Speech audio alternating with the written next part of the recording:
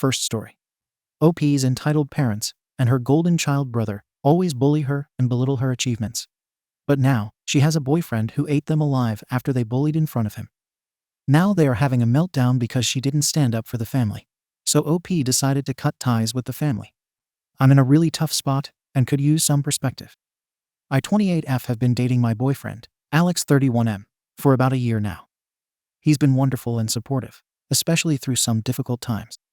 One of those difficult times involves my relationship with my older brother, Tom 33. Tom and I have always had a complicated relationship. Growing up, he was the golden child, and I often felt like the family doormat. He would tease me mercilessly, make fun of my interests, and generally treat me like I was beneath him. Our parents rarely intervened, often brushing it off as typical sibling behavior, or even enabling it by saying things like, "Boys will be boys," or, "He's just joking. Don't be so sensitive." This dynamic continued into adulthood. Tom still makes condescending comments, dismisses my achievements, and often expects me to drop everything to help him out, all without any gratitude or reciprocation. I've tried to talk to him about it before, but he just laughs it off or accuses me of overreacting. For context, I work at a museum in our city, a job I'm really passionate about, but Tom often belittles. He thinks it's a waste of time and constantly tells me I could do something more useful with my life. Last weekend, Alex and I were at a family gathering. Tom was in rare form, belittling me in front of everyone about my job. I was trying to brush it off as usual, but Alex wasn't having it.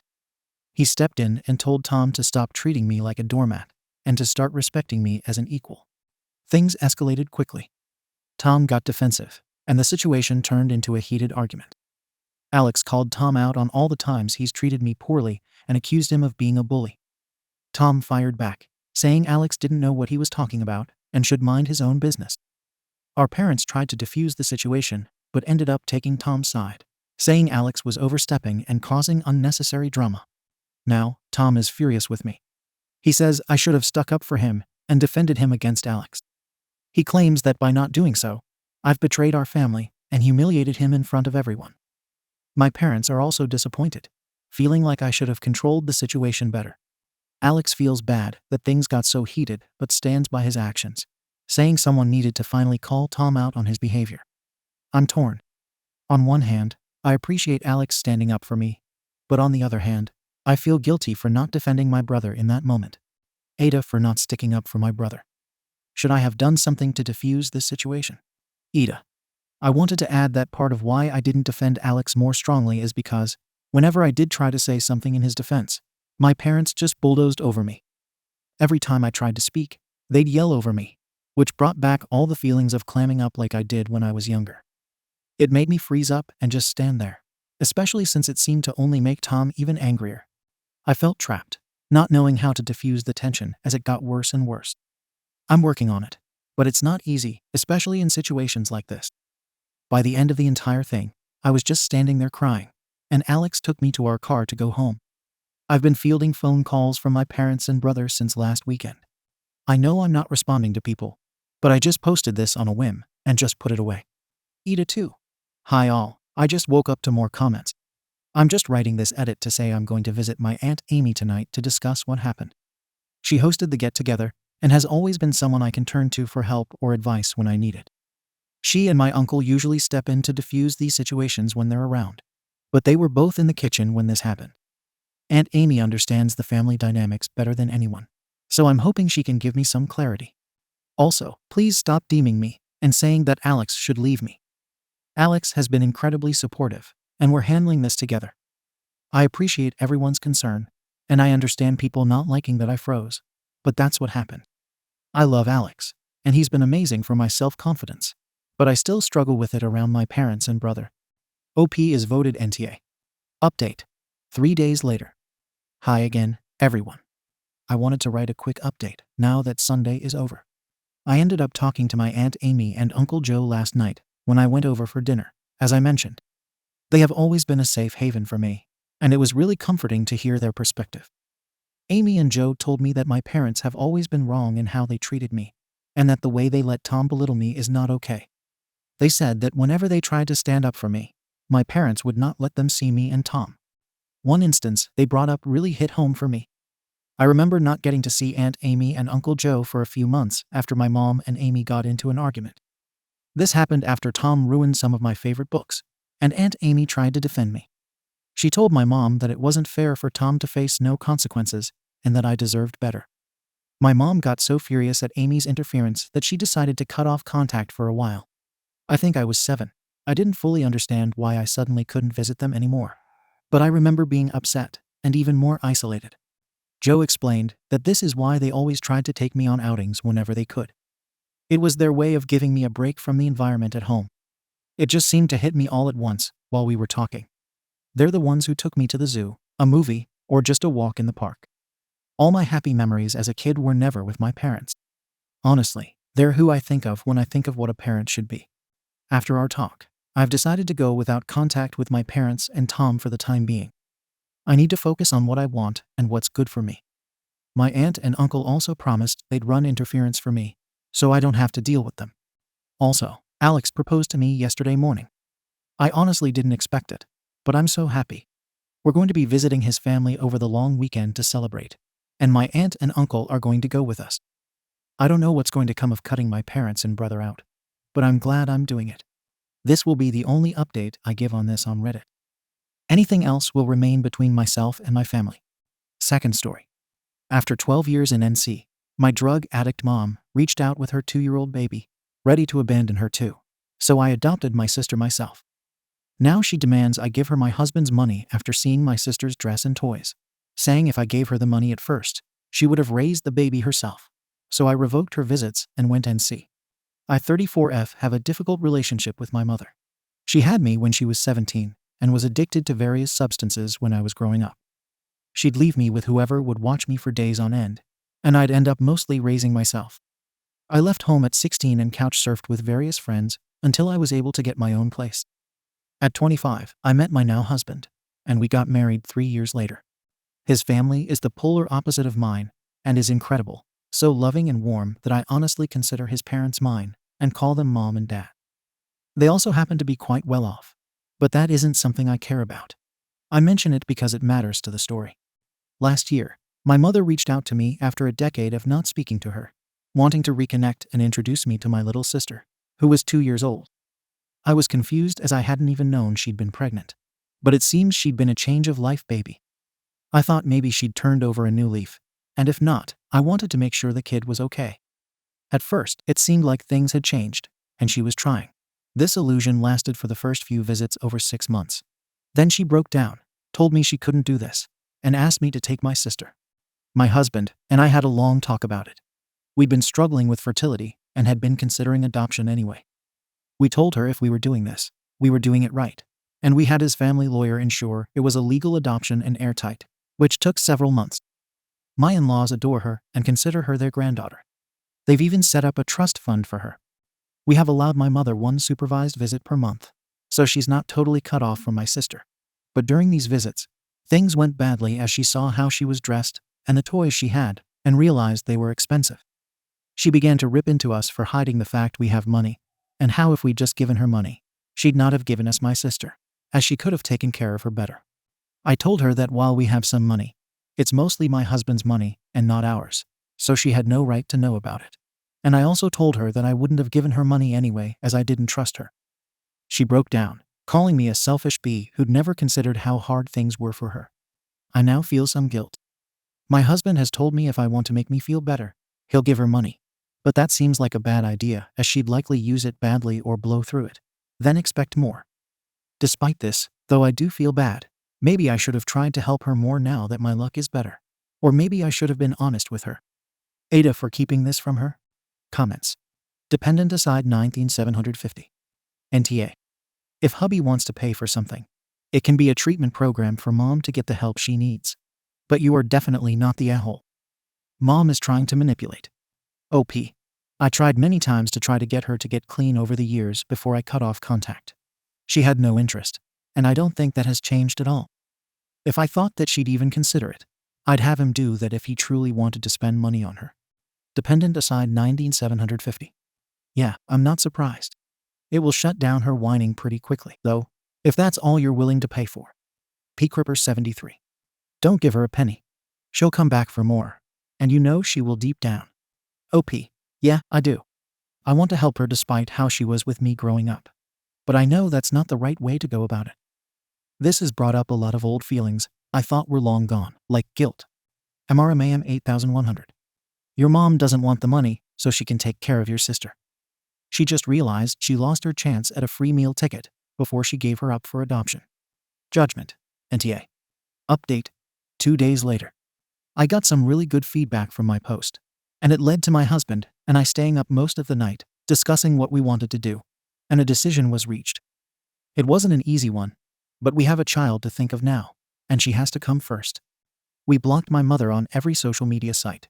We changed our phone numbers, and we reached out to the family lawyer to get in contact with her to inform her that all visits had been stopped after she spoke to me in front of my sister. She has to get clean for at least a year with weekly tests if she wants to see my sister again. My mother can contact our family lawyer if she needs help with the tests, but beyond that, she gets no help from us unless she wants to go to rehab, which we will pay directly to the rehab, not her. My husband, sister, and I have also moved in with my in-laws for the time being, as my mother knows where we live. We will be looking for a new place, and my in-laws are aware of the situation, and that we are cutting all contact for now. Honestly, my in-laws are delighted to have us stay with them. When we arrived, the guest room my sister is using for now had an army of squishmallows on the bed. They are her current obsession, and my Phil makes sure to bring a new one each time he sees her. I always think she must have them all now, and each time I'm wrong. How he keeps track of what she has and doesn't have I don't know, as he never buys doubles. We are settling in well. We are even planning a small holiday with just my husband, sister, and me to get away from the stress we've been under. She's nowhere abroad as she doesn't have a passport yet, but we'll be fixing that soon as we want to take her to Lapland for Christmas. All in all, we're doing all right, though I admit I am feeling very conflicted and guilty over this. Even though I know it's the right choice, it just doesn't make it easy. Thank you all so much for your comments and advice on the original post. Comments. Efficient Tax 18398. Really uplifting update. Thank you. I wish you and your family well. Dugan 25. The husband's family sounds like amazing people. Zamaranda. Grandpa is my favorite. Not only getting her a squishmallow every time, but keeping track of what she already has.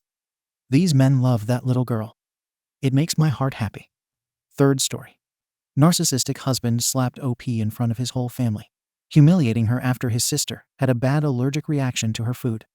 So her Bill and Sil took OP's side and encouraged her to divorce her husband, but OP is scared of losing her kids. My husband, 36, and I, 30, have been married for 6 years. We have 2 kids, 4F and 2M. I'm a Psalm now. We didn't discuss this before marriage, but when I gave birth to our daughter, I just couldn't manage to work, taking care of our daughter, and doing all the house chores.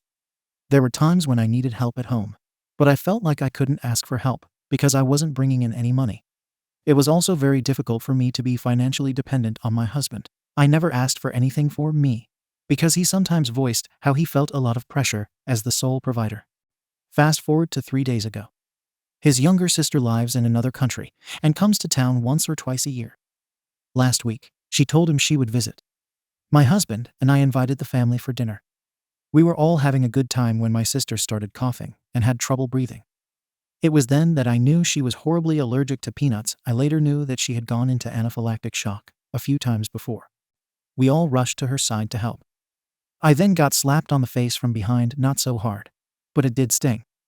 I was facing away from my husband, so I didn't see it coming. I tried to explain that no one had told me before. I had only seen her a few times after the wedding and never cooked for her. He was yelling at me the whole time I was trying to explain myself. When I told him that he knew I would be doing all the cooking for tonight, why didn't he think of telling me about it? He pushed me down the couch and smacked me on the arms, back, and back of my head. His family rushed to us and stopped him. They checked if I was okay for a minute, then went back to my sister's side. His older brother stayed by my side to ensure I was okay and to see if I needed anything. After a few minutes, my husband came back to the living room and acted like nothing had happened. My Bill asked him if he had told me about their sister's allergy before, and he didn't answer. I told him I never knew about it until now. My in-laws checked on me one more time and then excused themselves. Only his older brother stayed with us. He asked me if it was the first time my husband laid his hands on me. I couldn't answer with my husband sitting across from us. He suggested we take some time to process and think about what just happened. I left that night with my Bill and took my kids with me. I'm still with him and his wife. My family lives in another country. Both my Bill and his wife suggest I stay until my husband realizes what he really did. My husband did apologize, but said he panicked and was scared for his little sister. They are very close, and growing up, he was like a father to her. He kept repeating that if I cared enough about his family, I would have asked him if anyone had any allergies since I was the one cooking for the night, and he blamed me for his brother's reaction. I don't know where to go from here. I have no relatives here to stay with until I sort everything out. I only have one friend and can't stay with her. I grew up in a house where being grabbed by the face or arm was normal. But what happened that night was a little too much. I want my kids, and I don't want to lose them over my decision. My husband suggested couples therapy yesterday. I'm thinking about getting a divorce, or should I just let it slide and start therapy? I really have to think about it all because I know my family won't support my decision, and I will be on my own. Edit. My sister-in-law is okay. She's not angry with me for what happened. She even texted twice to check on me and the kids and apologized for not mentioning her allergy before his family. Has always been good to me. Relevant comments. Disillusioned cat. Well, definitely NTA. But this worries me. He asked me if it was the first time my husband laid his hands on me. I couldn't answer with my husband sitting across from us. So this wasn't the first time, was it? Please consider if you can ever feel safe with your husband before you think about couples therapy or anything else. I'm sorry this happened to you and wish you a lot of strength, OP. OP. It wasn't. But he never slapped me before. Thank you. Aggravating style 544. That means he is escalating. It will only get worse. He has isolated you from work and friends by making it impossible for you to leave the house. Are your Bill and still able to help you find a safe way out? Good focus 2665. NTA. The fact that Bill is taking your side should tell you that you need to leave your husband. You will need to start preparing for single life. He was abusive before, putting so much pressure on you that you had to quit your job. He has slowly been escalating it, and now it's come to this. It's not going to get better. You need to be strategic if you want to leave. OP. I think I will just agree to couples therapy as a delay tactic until I get a job and try to plan my exit. I can't survive financially right now. Thank you. Tricks even. Never take abusers to therapy. They only get better at hiding it because therapy teaches them how. OP. I know, but I need time. Right now, I can't even support myself financially, let alone 2 kids. Update. I was hesitant about posting on Reddit at first, but I decided to give as many details as possible and put myself out there to get outside insight and to make sure if I'm to blame for what happened to my Sil. Up until my post got a few comments, I was still sure it was somehow my fault, but I'm glad I posted about it here. Most of you suggested I stay with my brother-in-law. I couldn't bring myself to ask him for help if I could stay with them until I sorted everything out. Last night, he asked me if it's okay to talk about it now. I told him some things because I couldn't lay it all out. I told him that it wasn't the first time, and nothing was new to me that night except for the slap. I asked him if he could help me find a safe way out, because I'm scared to go back and need help looking up resources. Both he and his wife assured me that my kids and I are more than welcome to stay with them until I get back on my feet. They made it clear that they're willing to help us in any way possible. Bill said I have the right to decide what to do about it, and that he could even drive me to report my husband, if that's what I want. But just don't get him involved. I get it. I thanked them for everything and promised them to try to find a job as soon as possible. He also mentioned that my mill offered to pay 3 months' rent and childcare if I'm planning to leave. But he thinks it's better for me to stay with them for now and promised he will make sure my mill follows through once I find a job, because it will be more helpful than taking care of the kids and working.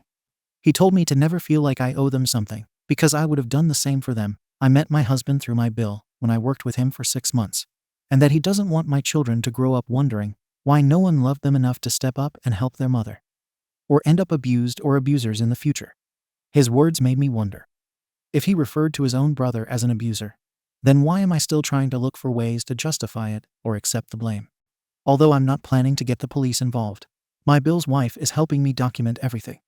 She took pictures of the marks the moment we made it to their house. She's also helping me get him to admit to everything that happened that night and before. At this moment, I have 2 texts and 1 recorded call along with other pictures I took before. I don't know why I ever took them because I never planned on doing anything, she said, Even if I'm not planning to press charges now, I could document everything just in case for later. And citing safety would be enough reason for my delay. As for my family, I called my parents this morning, and they weren't happy with what I told them. It's nothing I didn't expect. I knew they would not take a divorced daughter with 2 kids in. My cousin called me later and was so sad to hear about my situation and promised to send me some money to help. I'm not going to lie. I never asked for help before, but when she offered, I found myself ready to accept. I really want to make things work for my kids. I don't want to lose them. By the way, both my Bill and his wife are on top of letting me stay with them without any financial contribution. They do things. If I cook, my Bill or his wife do the dishes. They both work and share the chores. Yesterday, I only did the laundry and some cleaning around the house, and they insisted I do nothing for dinner. I'm glad to have some time to rest throughout the day. I can't shake the feeling that I should do more since I'm not paying for anything. I also want to mention that I'm planning to see a lawyer this week to understand my options and start the divorce process. I'm hoping this will help me take the right steps to ensure the safety and well-being of my kids. I'm also planning to start looking for a job this week, but I need to get my documents first. I'm beyond thankful for everything my in-laws are doing for me, but I'm still scared, and I don't know what I'm even scared of precisely now that I've decided I won't go back to him. But yesterday I couldn't close my eyes and get some sleep. Whenever I close them, I imagine my kids getting hurt. And if I'm being honest, I still feel like at some point I will mess everything up. But I hope I don't. Thank you for taking the time to read my post, and for all the advice you gave me. Edit. I'm sorry, I just realized I've been referring to him as my husband instead of soon to be an ex-husband. I'm still adjusting. Relevant comments. Goblin. Yeah, talk to a lawyer, because child support and alimony are meant for cases like this. I don't know why you are so afraid of losing your kids. It's not going to happen. He's responsible for you and the kids, even if you divorce until you get on your feet enough to be financially independent.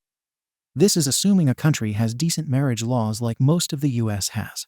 Anyway, you seem fine with being abused, but think of your children and grow a spine for them. OP. I'm not. Maybe it took me 3 years to realize it, but I know better now and am trying my best to ensure my kids' safety and well-being. Thank you for watching the video. If you are interested in listening to these kinds of stories, we've got more in store for you. Simply subscribe to our channel, hit the like button, and share it with your friends.